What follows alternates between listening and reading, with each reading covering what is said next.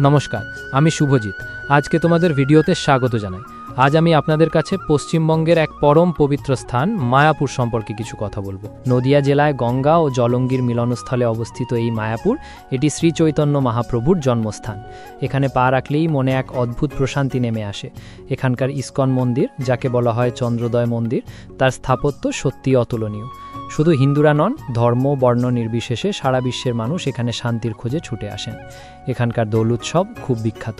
ব্যস্ত জীবনের ক্লান্তি মুছে ফেলে আধ্যাত্মিকতার ছোঁয়া পেতে মায়াপুরের কোনো তুলনা নেই।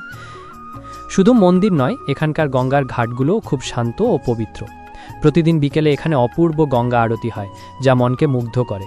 আর মায়াপুরে পা রাখলে দেখবেন জাতি ধর্ম বর্ণের ভেদাভেদ ভুলে সারা বিশ্বে থেকে আসা বিদেশি ভক্তরা হরে কৃষ্ণ নামের সংকীর্তনে মেতে আছেন। তারা এখানকার সংস্কৃতিকে ভালোবেসে নিরামিষ প্রসাদ গ্রহণ করে শান্তিতে বসবাস করছেন। তাদের ভক্তি দেখলে মনে হয় মায়াপুর সত্যি বিশ্বজুড়ে প্রেমের বাণী ছড়িয়ে দিচ্ছে। মায়াপুর শুধুমাত্র ইস্কন মন্দিরের জন্যই বিখ্যাত নয়, এটি চৈতন্য মহাপ্রভুর জন্মস্থান হিসেবেও কোটি কোটি মানুষের কাছে পরম পবিত্র। এখানে একটি বড় গোশালাও আছে, যেখানে শত গরু সেবা করা হয়। এখানে ইস্কনের প্রধান কার্যালয় রয়েছে, যা আন্তর্জাতিক কৃষ্ণ ভাবনামৃত সংঘ নামেও পরিচিত। তুমি কি জানো এখানে বিশ্বের অন্যতম বৃহত্তম মন্দির, যাকে টেম্পল অফ দ্য ভেদিক প্ল্যানেটারিয়াম বলা হয়, তা তৈরি হচ্ছে? তাছাড়া এখানকার শান্ত পরিবেশ এবং ভোরের মঙ্গল আরতি ভক্তদের খুব পছন্দ। ভিডিওটি ভালো লাগলে অবশ্যই লাইক, কমেন্ট, শেয়ার এবং সাবস্ক্রাইব করতে ভুলবেন না। ধন্যবাদ।